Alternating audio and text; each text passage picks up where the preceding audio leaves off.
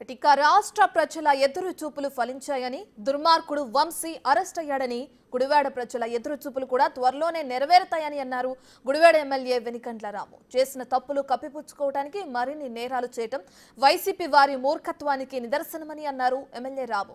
Gannavaram party కార్యాలయంపై దాడి దృశ్యాలు ప్రజలంతా చూశారని, అయినా సరే సినిమా ఫక్కీలో కిడ్నాప్ చేయటం దారుణమని అన్నారు రాము.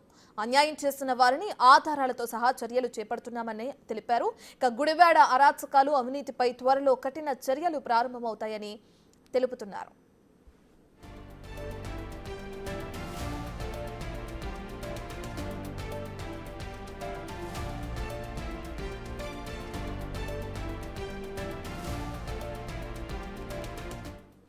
మెయిన్ టార్గెట్ కాదండి. మెయిన్ తప్పులు వీళ్ళు ఎక్కువ చేస్తున్నారు కాబట్టి వీళ్ళది ఆటోమేటిక్గా బుక్లోనే ఉంటాయి.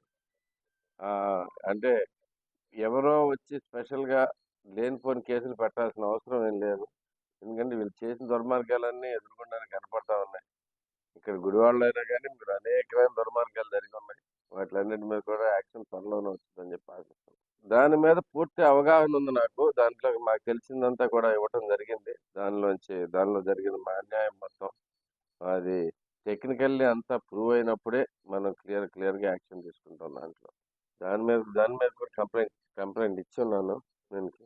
సో బాధితులందరికీ ప్రతి ఒక్కటి బయటకు వచ్చేస్తుంది.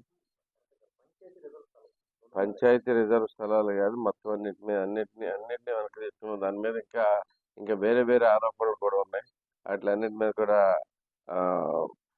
విచారణ చేయాలని చెప్పి అడిగాను. సో దాని మీద కూడా త్వరలోనే విచారణ స్టార్ట్ అవుతుంది.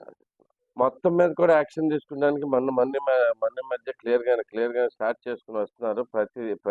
జరిగిన ప్రతి అన్యాయాన్ని ఒక పద్ధతి ప్రకారం చూసుకుంటా, అంటే ఏదో జరిగిందని రాగానే ఆరోపణల మీద పని చేసుకుంటూ కాకుండా ప్రతి విషయాన్ని కూలంకషంగా క్లియర్గా అర్థం చేసుకుని దాంట్లో ఏం తప్పు ఉంది, ఎలా చేసి ఉండాల్సింది, ఎందుకు చేశారు అనేది కూడా పూర్తి అవగాహనతోటి చేయబోతున్నాం.